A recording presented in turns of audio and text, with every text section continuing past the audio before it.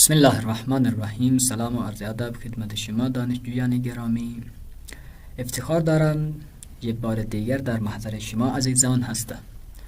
باشد که امروز نیز با پرسش، تأمل و یادگیری گامی استوار در راه موفقیت برداریم. انشاءالله درس امروز درس ما درس 14 فارسی عمومی اول هست درباره میوه ها و مواد غذایی. میوه ها یعنی ثمر و مواد غذایی یعنی چیزهایی که انسان به طور غذا استفاده میکنه. خوب، واژه ها و اصطلاحات که شما حتما اینا رو مطالعه میکنید. بعد از این ما همون واژه های غذا و میوه ها رو یاد میگیریم انشاءالله که مفیدترین واژه ها و که انسان در روزها خیلی ازشون استفاده میکنه. واژه های زیر بشنوید و تکرار کنید. روغن. یہ درس ہمارا مواد غذائی اور میوجات کے بارے میں ہے. میوجات اور مواد غذائی. مواد غذائی معلوم ہے یہ چیزیں جو انسان غذا کے طور پر استعمال کرتا ہے. ٹھیک ہے، پروٹینز ہو گئی ہیں، غلات ہو گئے، حبوبات ہو گئے اور لبنیات و سبزیجات، کہ ان کو ایک ایک کر کے ہم پڑھیں گے. اور یہ وہ الفاظ ہیں جو انسان زندگی میں یعنی ہر روز بہت زیادہ ان سے سروکار ہوتا ہے اور انہیں استعمال کرتا ہے.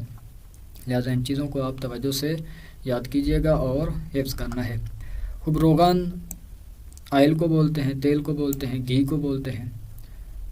اس کے بعد ہے ہمارے پاس حبوبات. حبوبات یعنی دالیں، یعنی دال ٹائپ جو بھی چیزیں ہوتی ہیں ان کو حبوبات کہا جاتا ہے. جیسے پہلی چیز ہمارے پاس ہے نخود، دوم لوبیا، سوم لپے. نخود یعنی چنے، لوبیا کے لوبیاس، لپے یعنی دال چنے، چنے کی جو دال ہوتی ہے اسے لپے بولتے ہیں. خوب، پروٹین ہاں یعنی وہ چیزیں جن کے اندر پروٹین ہوتی ہے زیادہ. کون کون سی ہیں؟ گوشت، مرغ، ماہی، تخم مرغ. گوشت بولتے ہیں گائے، بھینس، بکری، ان کے جو گوشت کو گوشت کہتے ہیں.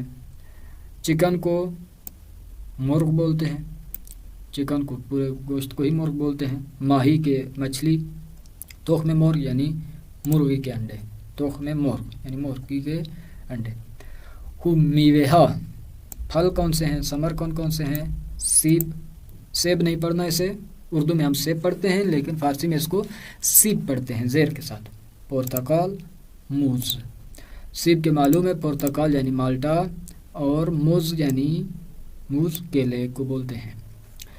میوہ جات کے بعد ہمارے پاس غلات ہیں. ماکرونی، نان، برنج. ماکرونی کے انگلیسی ہے، انگلش کا لفظ ہے، معلوم ہے آپ کو. نان روٹی کو بولتے ہیں. بریڈ و برنج یعنی چاول کی یہاں پر موجود ہے. یہاں پر تصویر میں بہت زیادہ اشیاء ہیں لیکن انہوں نے آپ کو ابھی تک تھوڑے تھوڑے الفاظ بتائے ہیں تاکہ آپ کے اوپر برڈن نہ ہو جائے کہ آپ یہاں پر ان چیزوں کو گنو تو شاید کوئی 20-25 چیزیں یہی بن جائیں اور 20-25 لفظ ایک درس کے اندر یاد کرنا یہ صرف وہی کر سکتے ہیں جو بہت شوق اور لگن سے پڑھ رہے ہیں. لیکن جنہوں نے صرف کچھ پڑھنا ہو اور زبردستی پڑھ رہے ہیں ان کے لیے مشکل ہو جاتا ہے. اس لیے کتاب والے بھی ایک متوسط حد کو رکھتے ہیں کہ نہ بہت ہی کم ہو اور نہ ہی بہت زیادہ ہو. تو یہاں پر ہم کچھ الفاظ پڑھ رہے ہیں، کچھ آگے آئیں گے تو زیادہ الفاظ نئے کیونکہ کتاب بھی پہلی ہے تو برڈن نہیں بناتے تاکہ مشکل نہ ہو، آپ آسانی سے یاد کر لیں. اس کے بعد ہے سبزیجات. سبزی خوردن، گوجے، پیاز. خوب، سبزی خوردن یعنی وہ سبزی جو انسان ایسے ہی خام طور پر کھاتا ہے، جیسے سلاد جن چیزوں سے بنایا جاتا ہے. جیسے اس کے اوپر آپ دیکھیں نیچے ایک لکھا ہوا ہے جس کے اندر پتے پڑے ہوئے ہیں سلاد والے چیزوں کے، جو انسان ایسے ہی خام کھاتا ہے بغیر پکائے. گوجے، آپ کو ٹماٹر نظر آ رہے ہیں یہاں پر، پیاز کے پیازے. خوب، لبنیات یعنی وہ چیزیں جو لبن دودھ سے بنائی جاتی ہیں، ڈیری پروڈکٹس ہیں اس کی ڈیری. شیر ہے، ماست ہے، پنیر. شیر کو بھی بولتے ہیں، شیر دودھ کو بھی بولتے ہیں. تو یہ لفظ مشترک ہے، اس لیے جہاں جملے میں آئے گا تو اس جملے کو دیکھ کر پتہ چلے گا کہ یہ شیر کو بول رہے ہیں یا دودھ کے لیے استعمال ہو رہا ہے. تو شیر ہے. ماست یعنی یوگرٹ، یہاں پر لکھا ہوا ہے آپ کے سامنے، دہی کو بولتے ہیں. اس کے بعد ہے پنیر، یعنی پنیر کی اردو میں بھی قابل استفادہ ہے. خوب، تو یہ ہو گئے ہمارے چند الفاظ جو ہم روزانہ بطور خوراک اور میوے استعمال کرتے ہیں اور کھاتے ہیں. اس کے بعد ہم شروع کرتے ہیں. یہاں پر ایک کام ہے جو آپ کا امتحان ہے مختصر سا، اور وہ بھی اوپر والی چیزوں میں سے جو بھی آپ نے پڑھی ہیں. وہ یہ ہے کہ یہاں پر 4 نام دیے ہیں. اس گروپ کے اندر آپ نے دیکھنا ہے کہ کون سی چیز اس گروپ کا حصہ نہیں ہے، اور یہاں پر لکھی ہوئی ہے واجی متفاوت را از میان واجی های زیر مشخص نمائید. یعنی وہ لفظ چنیں جو ان کے ساتھ ملتا نہیں ہے، متفاوت ہے، فرق رکھتا ہے. مثلا ماست، شیر و پنیر، یہ کس گروہ کے ہیں؟ لبنیات کے گروہ میں ہیں. ماہی ایک لفظ ایسا ہے جو لبنیات میں نہیں بلکہ پروٹین کا حصہ ہے، جبکہ لبنیات کے گروہ میں آیا ہوا ہے، تو ہم ماہی کو کیا کریں گے؟ جدا کر دیں گے کہ یہ یہاں پر نہیں، اس پر نشانی لگانی. اس طرح سے باقی سارے گروہ آپ مشخص کریں گے کہ یہ کون سا گروہ ہے اور کون سی چیز یہاں پر اضافی آئی ہوئی ہے. خوب، اس کے بعد دوبارہ ہے واجی ها. فی الحال امر زیر بشنوید و تکرار کنید. یہ دوبارہ ایک بہت اہم چیز ہے جو ہم پہلے 15-16 لفظ پڑھے تھے امر کے. اب دوبارہ کچھ حروف آ رہے ہیں، ان میں سے کچھ پہلے ہم نے پڑھے ہیں اور کچھ بیشتر نئے ہیں جن کو آپ یاد کریں گے، اور خصوصاً کو حضرات خواتین ہوں یا مرد، ان کے لیے یہ لفظ بہت زیادہ مفید ہیں کیونکہ تقریباً سارے کچن کے متعلق ہیں، تو آپ انہیں یاد کیجئے. خوب، اول بپز، دوم بشوی، سوم سرخ بکن یا سرخ کن، چهارم خرد بکن یا خرد کن، پنجم بریز، ششم هم بزن، هفتم پوست بکن. اینجا با زبر میخونید، درسته؟ کن از کندنه، پوست بکن یا پوست کن.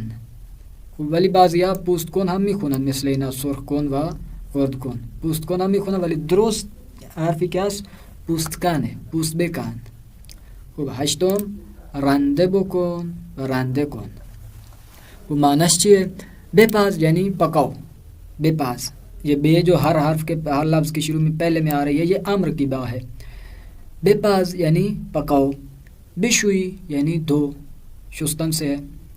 خوب، سرخ بکن یا سرخ کن، کیونکہ یہ کردن والے جو بھی ہے بکن، اس کے ساتھ اکثر بول چال میں بے نہیں لگاتے، راحت کر کے پڑھتے ہیں، کن پڑھ دیتے ہیں صرف. سرخ کن، سرخ کن یعنی آپ کہیں تلنا بول سکتے ہیں یا فرائی کرنا، انگلش میں آپ کہیں جیسے ہم پکوڑے فرائی کیے جاتے ہیں یا چپس ہوتی ہے یا کوئی اور چیز یا گوشت کو فرائی کیا جاتا ہے، تو فرائی کرنے والی چیزوں کو بولتے ہیں سرخ کن.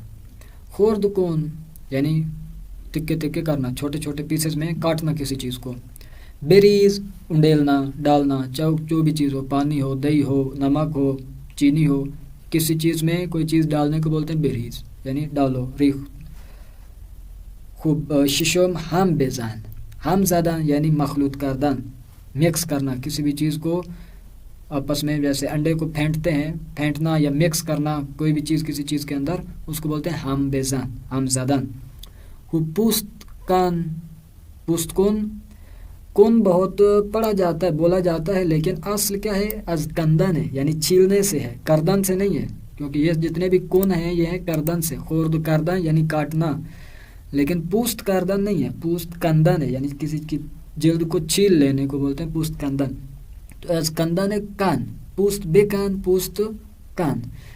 ولی پوست کن هم بعضی مردم استفاده میکنن. هشتم رنده بکن یا رنده کن، یعنی کسی بھی چیز کو بہت ہی اس کیا نام ہے اس کو اردو میں، اس کا نام مجھے نہیں پتہ، اس آلے کا جس کے ذریعے سے ہم مولی، گاجر یا بعض اوقات پیاز یا ان چیزوں کو بالکل ہی باریک کر کے کاٹتے ہیں، اس کو رندے کردن بولتے ہیں. خوب، اس کے پاس ہمارے پاس 2 ظرف ہیں پکانے والے، ایک ماہی تابے درست سے فرائی پان جسے ہم بولتے ہیں، اور اس کے بعد ہے قابل میں، جو بڑا برتن ہوتا ہے سالن کے لیے یا کسی بھی اور چیز کے لیے. یہاں پر ہمارے پاس متن ہے جو کہ خالی جگہ اس کے اندر زیادہ ہے، اور اصل میں یہ ہے شنیدن، یعنی ایک گفتگو ہے، 2 افراد آپس میں گفتگو کر رہے ہیں، اور وہ ان قورمے سبزی بنانے کا طریقہ اور قیمے کو، خورشت قیمے کو تیار کرنے کا طریقہ بتا رہے ہیں، جو کہ ابھی ہمارے پاس وائس نہیں ہے کہ آپ ان کی خالی جگہ وہ سن کر پوری کریں، لہٰذا اس کو ہم چھوڑ رہے ہیں، اور انشاءاللہ پھر کسی موقع پر اگر ہمارے پاس وائس کا اہتمام ہو گیا تو ہم انشاءاللہ آپ کی خدمت میں پیش کریں گے. اس کے بعد ہے پیش گفتگو اول، گفتگو کی آمادگی ہے. یہاں پر پھلوں کے نام ہیں، پیچھے کچھ یاد کیے ہیں، کچھ نئے تکراری ہیں. خوب، واژه اول واژه های زیر گوش کنید. اول موز، دوم پرتقال، سوم سیب، چہارم خیار، کیوی، انار، انگور، اناناس، ہندوانے، بلو۔ تقریباً آپ کو میرے خیال میں 80% ان میں سے معلوم ہے۔ کچھ نئے الفاظ ہیں، موز کہ پہلے پڑھا ہے، کیلے کو بولتے ہیں، پرتقال یعنی مالٹا، سیب یعنی سیب، خیار، اب یہ بھی ایک عجیب ہے کہ خیار کو فروٹس میں ذکر کیا گیا ہے، پھلوں میں، خیار کھیروں کو بولتے ہیں، کیوی، کیوی کو ہی بولتے ہیں، خوب انار کہ معلوم ہے انار، انگور ہم معلوم ہے، اناناس ہم معلوم و مشخص ہے، ہندوانے، ہندوانے یا ہندونے ہم گفت می شود، هندونه همون هندوانه که ما هم تو اردو هم استفاده میکنیم. هلو یه واژه جدید است که به آلو میگند. هلو اینجاست، واژه ششم. خب این واژه ها رو شما گوش کردی، الان تکرارشون کنید و حفظشون کنید. خب دوباره گوش کنید و شماره تصویر هرجی که از میوه ها را بنویسید. خب گفتگوی زیرا بشنوید. ببخشید آقا، سیب کیلویی چند است؟ کیلویی 3000 تومان. پرتقال چند است؟ کیلویی 5500 تومان. پس لطفاً 2 کیلو سیب بدهید و 1 کیلو پرتقال. بفرمایید این هم 2 کیلو سیب و 1 کیلو پرتقال. ممنون. چقدر تقدیم کنم؟ قابل ندارد، قش میکنم. 11500 تومان. بفرمایید. خب یہ ہمارے پاس مکالمہ ہے خریداری کے بارے میں. خب ببخشید یعنی ایکسکیوز می، معذرت مسٹر آقا حضرت، سیب کیلو چند است؟ 1 کلو سیب کی قیمت کیا ہے؟ کلوئی یعنی 1 کلو. کلوئی چند است یعنی 1 کلو سیب کی قیمت کیا ہے؟ 1 کلو سیب کی قیمت 3000 تومان ہے. اور یہ بہت ہی پرانے دور کی بات ہے، ابھی 2-3 دن پہلے میں نے لیے ہیں 1,10,000 تومان. 1,10,000 یعنی یہ 110,000 تومان. درست ہے؟ تو یہ 3 تومان کی جو بات ہے وہ بہت دور ہو گئی ہے. خب پرتقال چند است؟ پرتقال کا کیا ریٹ ہے؟ کلوی 5500 تومان یعنی 5500 تومان کا کلو ہے. پس لطفاً 2 کلو سیب بدهید و 1 کلو پرتقال. 2 کلو سیب دے دو اور 1 کلو پرتقال دے دو. بفرمائیے، لیجئے این ہم 2 کلو سیب و 1 کلو پرتقال. یہ لیجئے، یہ 2 کلو سیب ہے اور 1 کلو مالٹے. ممنون. چقدر تقدیم کنم؟ اس لفظ کو ہم نے پہلے پڑھا ہے جہاں پر ٹیکسی ڈرائیور کو فرد نے کرایہ دیا تھا، کہا تھا چقدر تقدیم کنم، توضیح دی تھی کہ یہ ادبی لحاظ سے پوچھا جاتا ہے احتراماً کہ کتنے آپ کی خدمت میں پیش کیے جائیں، کتنا کرایہ دیا جائے یا کتنے پیسے آپ کو ادا کیے جائیں. خوب قابل نہ دارے کہ یہ بھی آپ کو وضاحت کی تھی کہ احتراماً ہے کہ مسئلہ نہیں ہے، کوئی بات نہیں ہے، لیکن فقط بولتے ہیں، ایسا نہیں ہے کہ معاف کر دیتے ہیں. قابل ندارد احترام کے طور پہ ہے کہ مسئلہ نہیں ہے، نہ دیجیے. خواہش میکنم، نہ. بفرمائید، لیجیے، آپ کی زحمت ہے. خواہش میکنم یعنی ویلکم. لیکن آپ دیکھیں اوپر کہا کہ کوئی مسئلہ نہیں، نہ دیں، لیکن نیچے آدھا تومان بھی نہیں چھوڑا، جتنے بنتے ہیں پورے کے پورے ان سے وصول کیے ہیں. بفرمائید، یہ لیجیے اپنے پیسے. اب دوبارہ گفتگو را بشنوید و تمرین کنید. خوب اس مکالمے کو سنیں اور اس کے بعد اس کی پریکٹس کریں. یہ جو نیچے سوالات ہیں، کیا سوال ہے؟ شما 100,000 تومان پول داری. شما خریدار و دوست شما فروشنده است. آپ خریدار ہو، لینے والے ہو. فروشنده یعنی صاحب مغازے، بیچنے والا فرد آپ کا دوست ہے اور آپ خریدنے والے ہو. آپ کے پاس 100,000 تومان پیسے دے دیے ہیں آپ کو. اب آپ نے انگور لے کے آنے، پرتقال لے کے آنے اور سیب زمینی کے آلو کو بولتے ہیں، ایسا سیب جو زمین کے اندر پایا جاتا ہے اور ہم اس کی قدر نہیں کرتے. سیب زمینی یعنی آلو. اب انگور کیلویی چند است؟ سوال ہے آن موزها چند است؟ پرتقال چند است؟ سیب خوب یعنی ایک نارمل سیب ہے، ایک سیب خوب ہے. اچھا سیب کے کیا ریٹ ہے؟ سیب زمینی کلو چند است؟ حویج کلو چند است؟ حویج بولتے ہیں گاجر کو، شاید پہلے نہ گزری ہو. خوب. بی زحمت یعنی معذرت، تکلیف نہ ہو آپ کو تو 2 کلو موز بدهید. 2 کلو موز بدهید. 2 کلو کیلے دے دیجئے، کیونکہ یہاں پر موز جو ہیں وہ گنتی کے ساتھ عدد میں نہیں بیچے جاتے بلکہ کلو کے حساب سے بیچے جاتے ہیں. لطفاً 3 کلو سیب بدهید. اور 3 کلو سیب دے دیجئے. خوب یہاں پر اب ہے ڈائننگ ہال کے حوالے سے چند الفاظ ہیں یا ریستوران کہہ سکتے ہیں. خوب پیش گفتگوی 2. صندلی، واژه‌های جدید هستن اینجا گوش کنید. صندلی، میز، بشقاب، قاشق، چنگال، چاقو، نمکدان، دستمال، پیش خدمت، لیست غذا یا منیو.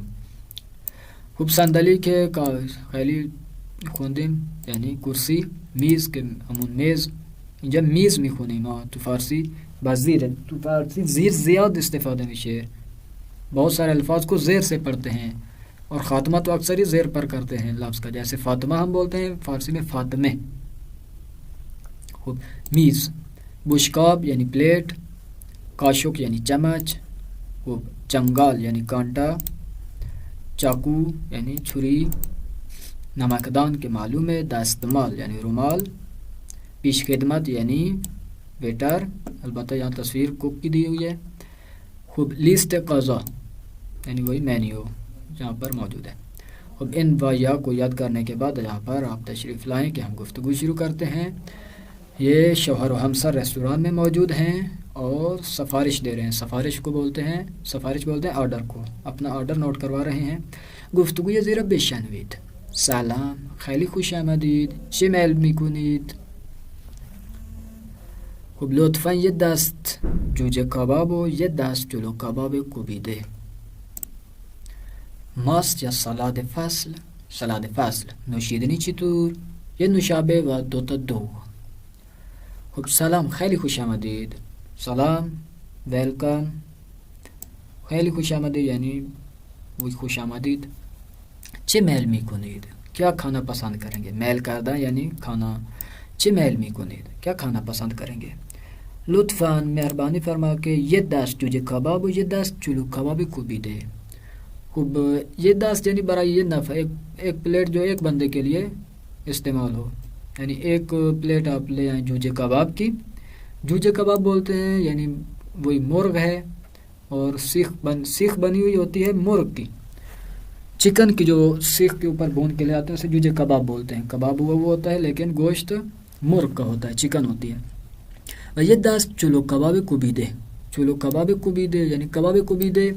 آپ ادھر پکچر آئے گی تو آپ کو بہتر پتہ چل جائے گا. اس میں یہ بھی کباب ہی ہے لیکن اس کا جو گوشت ہوتا ہے وہ جوجے نہیں ہوتا بلکہ گوشت ہوتا ہے کسی بڑے جانور کا، میٹ، جیسے گائے کا ہو گیا یا بھینس کا ہو گیا یا کسی بھی جانور کا بڑا گوشت جسے ہم اردو میں بولتے ہیں وہ ہوتا ہے. خوب ماست یا سلاد فصل. آپ دہی لیں گے یا فصلی سلاد. فصلی سلاد یعنی وہ سلاد جو اس موسم کا ہے. خوب سلاد فصل. سلاد فصل لے کے نوشیدنی چطور. نوشیدنی بولتے ہیں پینے کے لیے کوئی چیز، ٹھیک ہے، جیسے چائے ہو گیا، بوتل ہو گئی، دوغ ہو گیا. نوشیدنی یعنی پینے کے لیے کیا لیں گے آپ، پسند کریں گے. یہ نوشابے و دوتا دوغ. یہ نوشابے یعنی ایک بوتل لے کے آ جاؤ، نوشابے بوتل کو بولتے ہیں. دوتا دوغ اور دو لسی لے کے آ جاؤ. یہاں پر ایران کے اندر لسی بھی بوتلوں میں ہی پیک ہو کے ملتی ہے اور بہت ہی لذیذ ذائقہ ہوتا ہے اس کا. بوتل کی ٹائپ ہی ہوتی ہے ساری اس کی کنڈیشن لیکن لسی ہوتی ہے. خوب، اس کے بعد آپ تشریف لائیں یہاں پر اور ان سوالوں کے جواب بھی دیں اور یہ مکالمہ بھی پڑھیے. سلام، چه میل دارید؟ کیا کھانا پسند کریں گے؟ جوجه کباب، چلو کباب، قورمه سبزی و کیمه. خوب، جوجه کباب، چلو کباب، قورمه سبزی کی شاید پہلے بھی آپ کی خدمت میں عرض کیا تھا. کیمے بھی اسی طرح سے، کیونکہ ہر ملک کی اپنی غذا ہوتی ہے اور وہ اپنی غذا کا خود نام رکھتے ہیں. اس چیز کا بعض ایسے لفظ ہوتے ہیں جن کا ترجمہ نہیں کیا جا سکتا، جو خود اس قوم کی یا اس ملک کی یا اس علاقے کی خود چیز ہوتی ہے، اس کا وہی نام ہی یاد کرنا پڑتا ہے، اس کا ترجمہ نہیں کر سکتے. جیسے میں مثال دوں آپ کو ساگ کی. اب ساگ جو ہے وہ پاکستان کے اندر اور وہ بھی پنجاب کے اندر بہت ہی پسندیدہ غذا ہے سردیوں کی. ساگ ہو، دیسی گھی ہو اور پراٹھے بنے ہوئے ہوں تو یہ سب سے پسندیدہ غذا ہے سردیوں کے اندر، جو تقریباً ہر گھر کے افراد اس کو بنانے کی اور پکانے کی کوشش کرتے ہیں. اب آپ ساگ کا ترجمہ کسی بھی زبان میں جا کے ڈھونڈنا چاہیں تو آپ کو کہاں ملے گا؟ نہ کسی انگریز کے پاس، نہ کسی ایرانی کے پاس، نہ کسی اور زبان کے اندر جہاں ساگ کا تصور ہی نہیں ہے وہ ساگ کا کیا لفظ بنا کے دیں گے.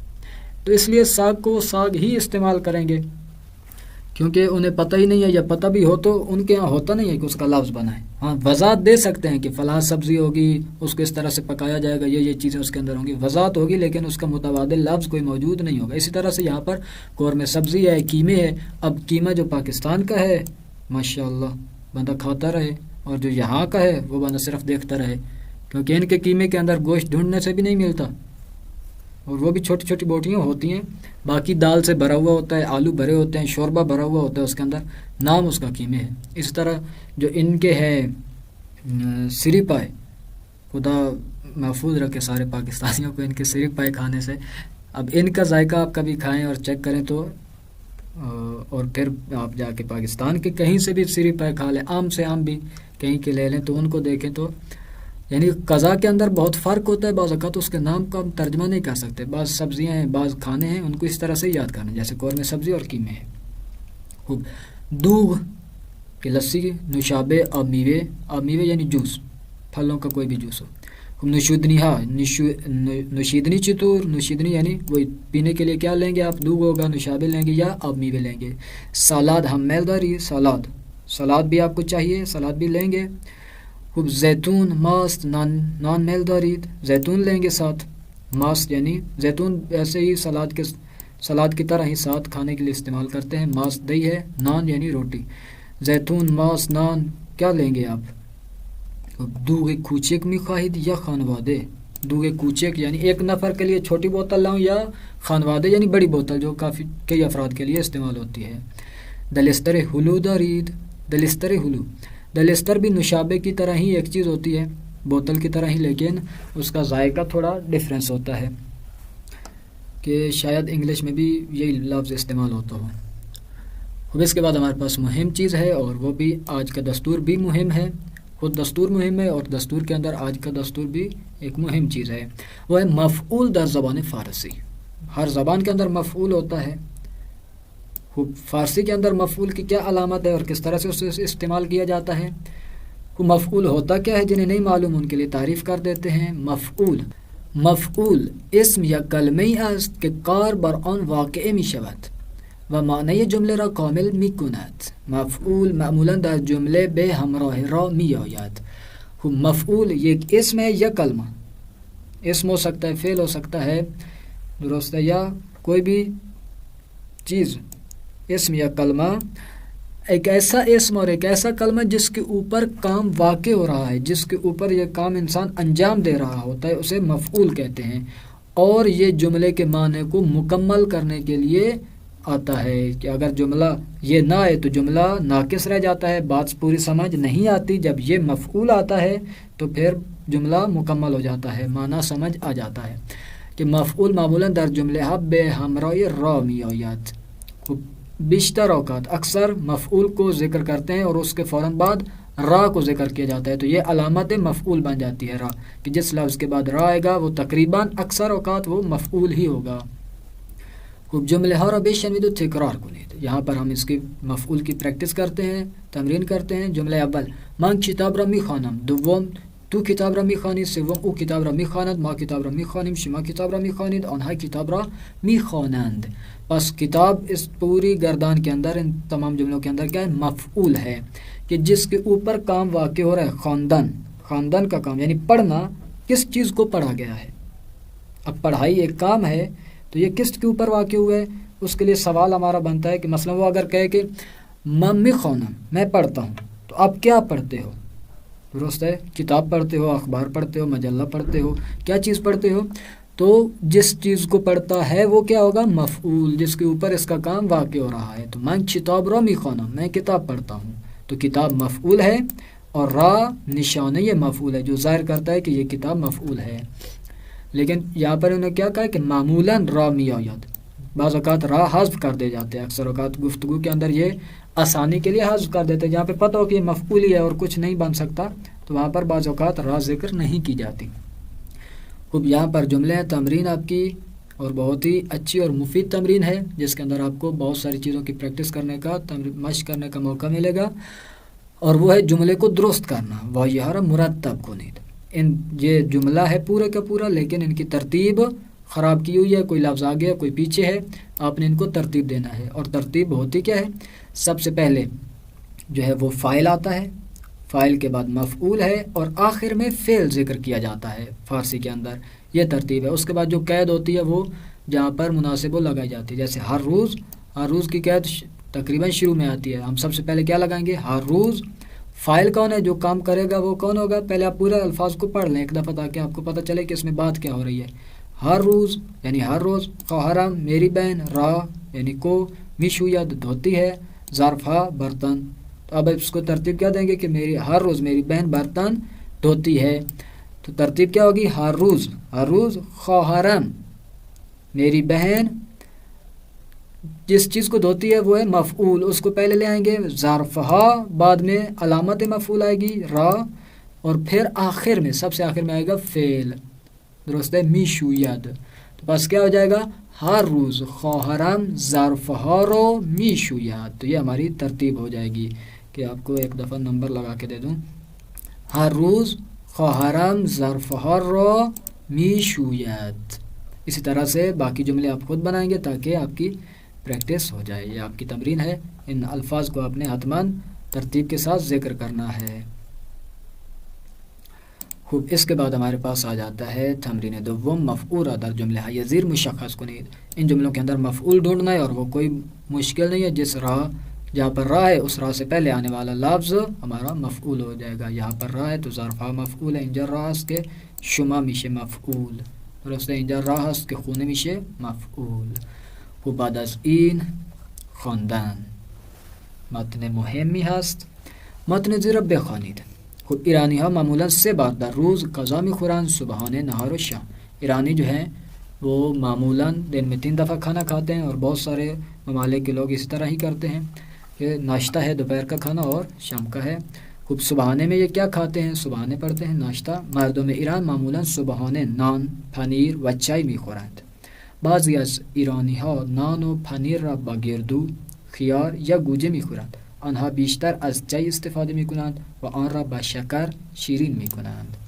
خوب، ناشتے میں جو ایران والے ہیں وہ معمولاً صبحانے کے اندر نان، روٹی اس کا استعمال کرتے ہیں. روٹی، پنیر اور چائے، چائے جس کو ہم قہوہ بولتے ہیں لیکن یہ اس کو چائے بولتے ہیں، اس کا استعمال کرتے ہیں. لیکن بعض لوگ جو ہیں وہ نان، پنیر، اور خالی پنیر نہیں بلکہ پنیر کے ساتھ گردو، گردو یعنی اخروٹ یا کھیرا، خیار کھیرا، یا پھر اگر گردو اور خیار نہ ہو تو گوجے یعنی ٹماٹر کو استعمال کرتے ہیں، کچا ٹماٹر. خوب میخورند. آنها بیشتر از چای استفاده میکنند. زیادہ تر وہ چائے استعمال کرتے ہیں. و آن را با شکر، شکر یعنی چینی، شیرین میکنند، شیرین یعنی میٹھا کرتے ہیں، اور چائے کو شکر کے ذریعے سے میٹھا کرتے ہیں. خوب، نهار چطور؟ برنج مهمترین غذای ایرانی ها است. آنها معمولا برنج را با کباب و خورشت های مختلف میخورند. خورشت قرمه سبزی، خورشت کیمه، خورشت فسنجان و کباب کوبیده مهمترین غذای ایرانی هستند. مردم ایران نهار را با نوشابه یا دوغ خنک میخورند. دوغ یک نوشیدنی خوشمزه ایرانی است که ایرانی ها آن را خیلی دوست دارند. خوب، برنج مهمترین غذای ایرانی هاست. برنج جو ہے نہار دوپہر کو یہ بہت زیادہ برنج کھاتے ہیں، اور جب سے ہم آئے ہیں 2 سال میں تقریباً ہم نے 90% دوپہر کو چاول ہی کھائے ہیں. اس کے علاوہ ہاسٹل میں اور کچھ نہیں بنتا. دوپہر کو پکے چاول ہیں، لیکن کس طرح کے؟ کبھی ابلے ہوئے، کبھی کسی طرح کے، کبھی کسی طرح کے، اور بیشتر ابلے ہوئے چاول ہوتے ہیں، اور اس کے اوپر مختلف چیزیں ہوتی ہیں، جیسے کبھی جوجے کباب ہو گیا، کبھی کباب کوبیدے ہو گیا، کبھی قورمے سبزی ہو گیا. یعنی بہت سارے مختلف سالن ہوتے ہیں جو کہ ہر روز ایک سالن ان ابلے ہوئے چاولوں کے ساتھ دیا جاتا ہے. کوئی برنج مہمترین غذای ایرانی ہاست. مہمترین چیز جو ہے وہ برنج ہے، چاول ہیں. آنها معمولاً برنج را با کباب و خورشتای مختلف میخورند. وہ اکثر اوقات جو ہے چاولوں کو یا کباب کے ساتھ کھاتے ہیں یا پھر مختلف سالن، خورشت یعنی سالن، خورشتہ یعنی جم ہے اس سالن کی، اس کے ساتھ کھاتے ہیں. خورشت کون کون سی ہے؟ جیسے قورمے سبزی بنا لیتے ہیں، خورشت کیمے بنا لیتے ہیں، خورشت فسنجان بنا لیتے ہیں، یا کباب کوبیدے یا وہی سیخ کباب بنا لیتے ہیں. بہترین غذا یہ ایرانی ہستند. یہ چیزیں ان کی بہترین غذا ہے جو ابلے ہوئے چاولوں کے ساتھ یہ کھاتے ہیں. وہ مردم ایران نہار ربا نوشابه یا دوغ خنک میخورند. لیکن نہار کے ساتھ نوشیدنی ہم استفادہ کرتے ہیں، اور وہ کیا ہے؟ یا بوتل ہوتی ہے یا ٹھنڈی لسی پیتے ہیں. دوغ یک نوشیدنی خوشمزے ایرانی است. لسی ایک ایرانی بہترین اور لذیذ پینے والی اشیاء میں سے ہے کہ ایرانی ها آن را خیلی دوست دارند، کہ ایرانی جو ہے اس لسی کو بہت پسند کرتے ہیں. خوب، شام کیا ہے؟ شام چطور؟ ایرانی ها شام کم میخورند. آنها معمولا برنج نمیخورند و بیشتر از نان استفاده میکنند. مردم ایران نان سنگک و بربری را خیلی دوست دارند و این دو نوع نان را بیشتر در صبحانه و شام میخورند. خب ایرانی جو ہیں وہ شام یعنی رات کا کھانا بہت کم کھاتے ہیں اور وہ معمولاً رات کو چاول نہیں کھاتے بلکہ بیشتر اوقات اکثر جو ہے وہ روٹی کا استفادہ کرتے ہیں. اور روٹی بھی کون سی؟ نان سنگا کو بربری. سنگا کو بربری یہ بھی روٹیوں کے دو نام ہیں کہ نیچے تصویریں آ رہی ہیں آپ دیکھ لیجئے گا.